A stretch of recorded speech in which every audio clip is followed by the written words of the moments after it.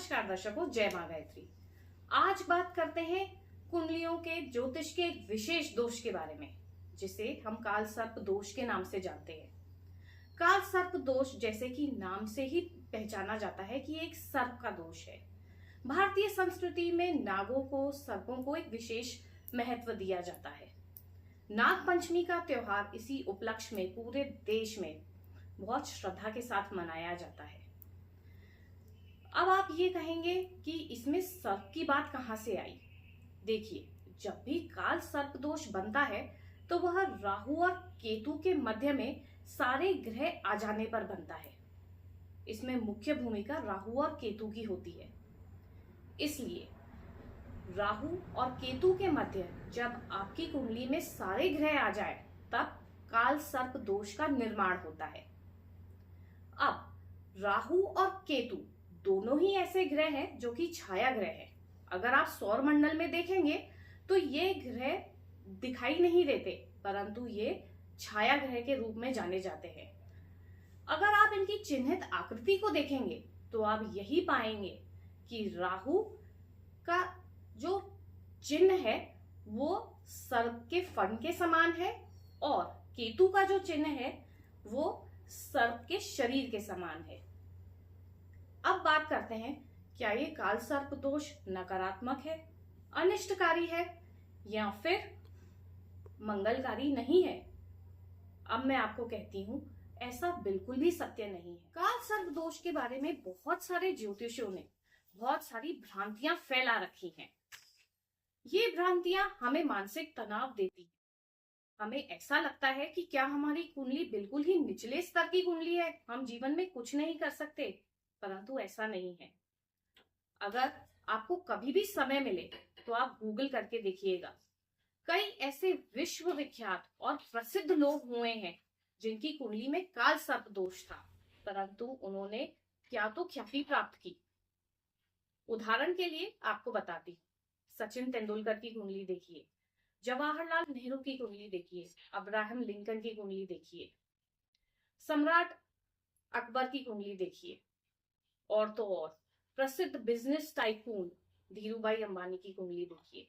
अगर काल सर्प दोष इतना बुरा होता तो क्या ये जीवन में जो तरक्की और जो प्रसिद्धि हासिल कर पाए, क्या कर पाते? ऐसा नहीं है। काल सर्प दोष कहने को एक दोष जरूर है, लेकिन इसके पीछे बहुत सारी भ्रांतियां फैली हुई। अब मैं आपको राहु और केतु के बारे में कुछ मुख्य बिंदु बताना चाह रही हूँ, जिससे आप ये आकलन कर पाएंगे कि आपकी कुंडली में बनने वाला काल सर्प दोष कितना प्रभावी है और आपको क्या परिणाम देगा। देखिए, राहु का स्वभाव शनि जैसा होता है, परिणाम को धीमा कर देना। वहीं दूसरी ओर केतु का स्वभाव मंगल जैसा होता है, उग्र और तेज। राहु जिस भी घर में बैठेगा या फिर जिस भी भाव में बैठेगा, उस भाव के स्वामी को, साथ बैठे किसी ग्रह को या जहां दृष्टि डाल रहा है वहां बैठे ग्रहों को प्रभावित करेगा। अपनी विचार शक्ति से उन्हें कार्य करने के लिए प्रेरित करेगा। वहीं दूसरी ओर इसके विपरीत केतु जहां बैठा है उस भाव के स्वामी को, साथ बैठे किसी ग्रह को या सामने दृष्टि डाल रहे कोई ग्रह है तो उससे प्रेरित होकर काम करेगा। कहने का तात्पर्य यह है कि राहु की चपेट में जो भी ग्रह आएंगे वो उसके हिसाब से काम करेंगे। वहीं दूसरी ओर केतु ग्रहों के हिसाब से काम करेगा। राहु जहां प्रभावित करता है वहीं केतु प्रभावित होता है। राहु और केतु हमेशा वक्री रहते हैं और 180 डिग्री पर बने रहते हैं। कहने का तात्पर्य यह है कि राहु जिस भी घर में आपके बैठा है कुंडली में, उसके ठीक सामने 7वें घर में केतु विराजमान होगा और ये दोनों वक्री चाल चलेंगे। राहु अगर साथ में किसी ग्रह के साथ बैठा है और राहु की डिग्री अधिक है तो काल सर्प दोष का प्रभाव भी अधिक होगा, और अगर राहु जिस ग्रह के साथ बैठा है उस ग्रह की डिग्री अधिक है, राहु की डिग्री कम है, तो आप ये सोच लीजिए कि काल सर्प दोष का प्रभाव भी निस्तेज होगा या फिर थोड़ा कम होगा। अब एक बात और गौर फरमाने योग्य ये है कि अगर कुंडली में और भी कोई योग बन रहे हैं, जैसे गजकेसरी योग, हंस योग, पंच महापुरुष योग या फिर शश योग, इस तरह के कोई योग बन रहे हैं, तो काल सर्प दोष का प्रभाव कम होगा। एक बात और गौर फरमाने योग्य है, अगर आपकी कुंडली में काल सर्प दोष है तो आप निश्चित मानिए कि आपके परिवार में किसी और सदस्य के कुंडली में भी यह दोष पाया जाएगा, क्योंकि ये एक अनुबंधित ऋण है जो आपको पूर्वजों से मिलता है। एक बात कहना चाहूंगी कि किसी की भी कुंडली बहुत अच्छी या बहुत बुरी नहीं होती। ऐसा कभी भी नहीं होता कि आपकी कुंडली में सारे ही ग्रह अनुकूल हो या फिर उच्च के बैठे हों, और ऐसा यह भी नहीं होता कि सारे ही ग्रह नीच के हों या विपरीत अवस्था में बैठे हों। इसलिए काल सर्प दोष से डरने की बिल्कुल भी आवश्यकता नहीं है। हमें जरूरत है कुंडली के सही अध्ययन और काल सर्प दोष से जुड़े कुछ उपायों की। अब बात करते हैं काल सर्प दोष के प्रकार की। उपायों पर आए उससे पहले हम ये जान लेते हैं कि काल सर्प दोष कितने प्रकार का होता है। मुख्यतः काल सर्प दोष 12 प्रकार का होता है। मैं आपको हर प्रकार के बारे में बताऊंगी और उससे जुड़ी हुई 3 मुख्य परेशानियां या 3 मुख्य बाधाओं के बारे में भी बताऊं। सबसे पहले आता है अनंत काल सर्प दोष। यह काल सर्प दोष पहले भाव से सप्तम भाव में बनता है, यानी कि पहले भाव में राहु और सप्तम भाव में केतु विद्यमान हो और इसी के बीच ही आपके सारे ग्रह विद्यमान हो। अनंत काल सर्प दोष से पीड़ित व्यक्ति को सबसे पहले वैवाहिक जीवन में दुख उठाना पड़ता है। उसके अलावा मानसिक अशांति बनी रहती है, बार बार संघर्ष करना पड़ता है और प्रतिष्ठा की भी हानि होती है। दूसरा होता है कुलिक काल सर्प दोष। कुलिक काल सर्प दोष द्वितीय भाव से अष्टम भाव की तरफ बनता है, यानी कि द्वितीय भाव में राहु तो अष्टम भाव में केतु विराजमान होगा और उसी के बीच सारे ग्रह विद्यमान होंगे। कुलिक काल सर्प दोष से पीड़ित व्यक्ति आर्थिक तंगी से गुजरता है, कटु भाषी होता है, विवाह विलंब से होता है। इसके बाद आता है वासुकी काल सर्प दोष, जो कि तृतीय भाव से नवम भाव की तरफ बनता है। तृतीय भाव में राहु और नवम भाव में केतु विराजमान होंगे। ऐसे जातक को भाग्य का साथ नहीं मिलता, भाई बहनों से कटुता बनी रहती है, यहाँ तक कि परिवार में भी कलह की स्थिति बनी रहती है। इसके पश्चात आता है शंखपाल काल सर्प दोष, जो कि चौथे भाव से दशम भाव में होता है। चौथे भाव में राहु और दशम भाव में केतु विराजमान होगा। शंखपाल काल सर्प दोष के जातकों को प्रॉपर्टी, वाहन आदि समस्या का सामना करना पड़ता है। यहाँ तक कि नौकरी, व्यवसाय में पदोन्नति, ट्रांसफर, इससे जुड़ी हुई परेशानियां भी बहुत आती हैं। उनकी माता का स्वास्थ्य या माता के साथ संबंधों में भी थोड़ी कटुता देखी जाती है। इसके बाद आता है पद्म काल सर्प दोष। पद्म काल सर्प दोष होता है पंचम भाव से 11वें भाव तक। पंचम भाव में राहु विद्यमान होगा और 11वें भाव में आपके केतु विद्यमान होगा। ऐसे जातकों को प्रेम संबंधों में परेशानी आती है। इनके शत्रु, घनिष्ठ मित्र भी इनके शत्रु बन जाते हैं। इसके अलावा इनको संतान से परेशानी आएगी, संतान से दूरी बनी रहेगी। छठा आता है महापद्म काल सर्प दोष।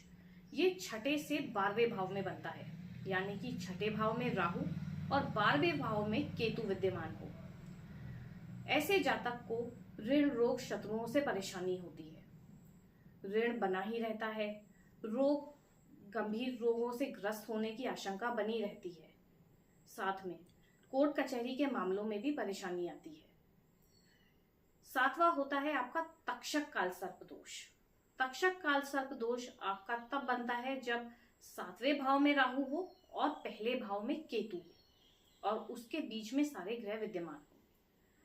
ऐसे जातक को वही मानसिक परेशानी, विवाह में विलंब का होना या विवाह नहीं होना, विवाह से जुड़ी परेशानियां और आर्थिक अस्थिरता भी बनी रहती है। अष्टम में जब आपके राहु आता है और जब द्वितीय भाव में केतु आता है, उसे कहते हैं कोटक काल सर्प दोष।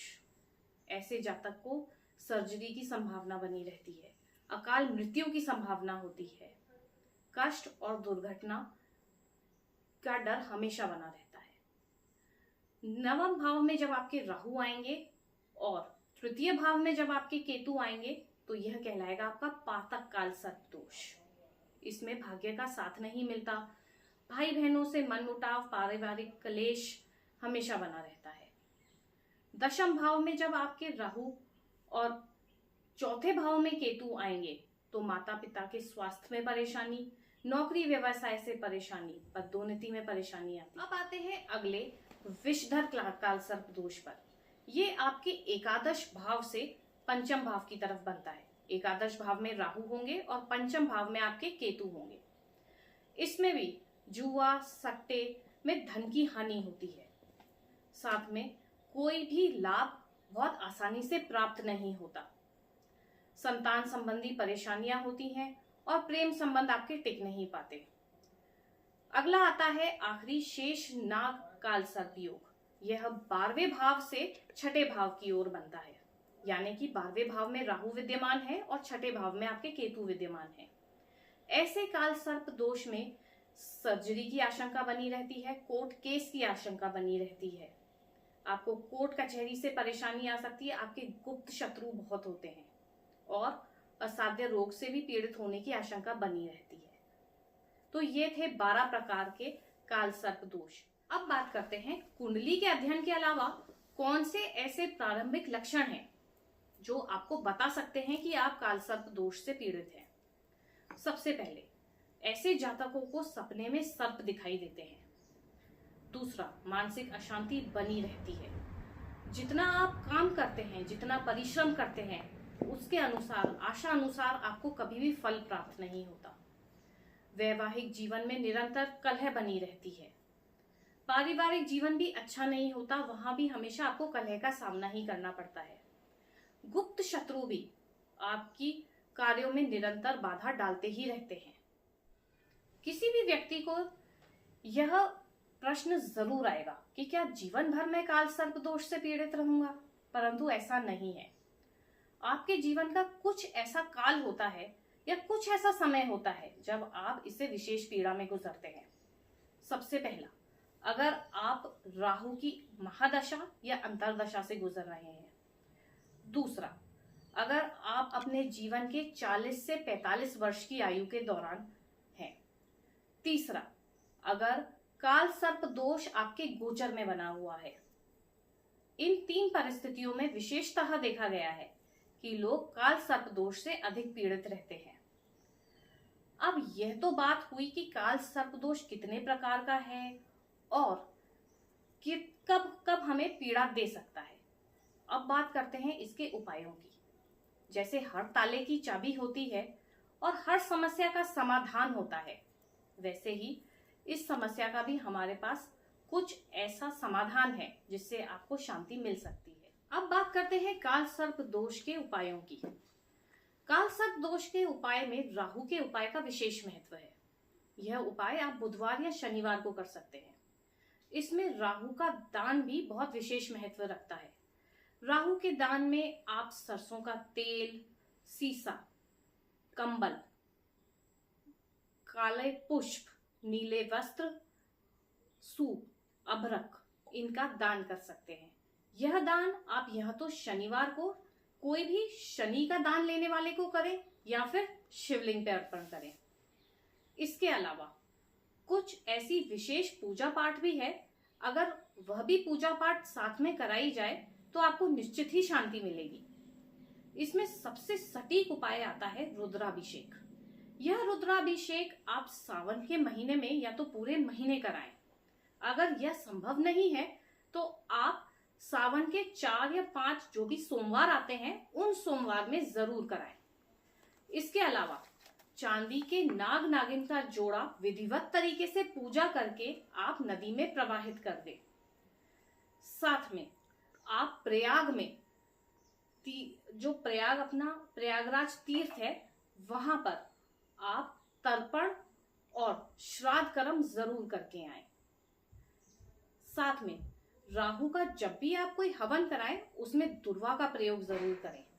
राहु के हवन में आप धूप या अगरबत्ती का प्रयोग न करके चंदन का इत्र और कपूर का प्रयोग करें। इसके अलावा आप ओम नमः शिवाय का जाप भी कर सकते हैं। अपने पूजा स्थान में मोर पंखी जरूर रखें। दो विशेष उपाय यह भी हैं कि आप आसपास के किसी भी सफाई कर्मचारी को कुछ दक्षिणा दें और साथ में मसूर की दाल का दान करें। इसके अलावा आप शिवलिंग पर दूध और मिश्री भी अर्पित कर सकते हैं। एक बात ध्यान देने योग्य है कि रुद्राभिषेक जैसी पूजा तो आप अपने घर में बहुत आराम से कर सकते हैं, परंतु होम इत्यादि या विधिवत पूजा है वो अपने घर पे ना करें। और यह पूजा हमेशा सूर्यास्त के बाद ही होती है। कुछ ऐसे स्थान बता रही हूँ जहाँ पर काल सर्प दोष की एक सटीक पूजा की जाती है। आप वहां जाकर अपना काल सर्प दोष की पूजा कराएं और आप देखेंगे कि आपको जीवन में और आपको अपने जीवन से जुड़ी परेशानियों से राहत भी मिलेगी और शांति का अनुभव करेंगे। इनमें से कुछ स्थान है कालाहस्ती शिव मंदिर तिरुपति, त्र्यंबकेश्वर मंदिर नासिक, महाकाल उज्जैन, नाग मंदिर ग्वारीघाट जबलपुर और नाग मंदिर मथुरा, मनसा देवी चंडीगढ़, चामुंडी देवी हिमाचल प्रदेश, काली पीठ मंदिर कलकत्ता, गरुड़ेश्वर मंदिर वडोदरा। आप चाहें तो यहाँ जाकर के अपनी काल सर्प दोष की एक विधिवत पूजा करा सकते हैं। अब मैं आपको 3 अचूक और सटीक उपाय बताने जा रही हूँ जो आप अपने घर में ही कर सकते हैं और आपको ये विशेष लाभ देंगे ही देंगे। इनमें सबसे पहला आता है नर्मदा के जल से शिवलिंग पर धार छोड़ना और साथ में नर्मदा के मंत्र को बोलना। नर्मदा मंत्र आपकी स्क्रीन पर दिखाया जा रहा है। इसके अलावा शिव पंचाक्षरी मंत्र और शिव पंचाक्षर स्तोत्र का पाठ आपको 45 दिन तक करना होगा। यह पाठ आपको अनुष्ठान के रूप में करना होगा। ये निश्चित ही आपको लाभ देगा। तीसरा, ऋषि तंडीकृत रुद्र सहस्त्र नाम का पाठ आप नियमित रूप से सुबह और सायकाल करें। देखिएगा आपकी जीवन की कई परेशानियों से आपको निजात मिलेगी। काल सर्प दोष इतना बुरा नहीं है, लेकिन इसे भ्रांतियां फैला करके बुरा बना दिया गया। अगर काल सर्प दोष इतना ही बुरा होता तो क्या सचिन तेंदुलकर जैसा खिलाड़ी, धीरूभाई अंबानी जैसा व्यापारी, सम्राट अकबर जैसा राजा नहीं होता। इसलिए इस काल सर्प दोष से डरने की बिल्कुल भी आवश्यकता नहीं है। जरूरत है सही ज्ञान की और उपाय करने की। आपको निश्चित ही इस वीडियो से लाभ मिला होगा। आशा करती हूँ आप इससे लाभान्वित तो हुए ही होंगे और साथ में मुझे कमेंट सेक्शन में जरूर बताएंगे। वीडियो पसंद आई हो तो लाइक और शेयर जरूर करें और हाँ, सब्सक्राइब करना ना भूलें।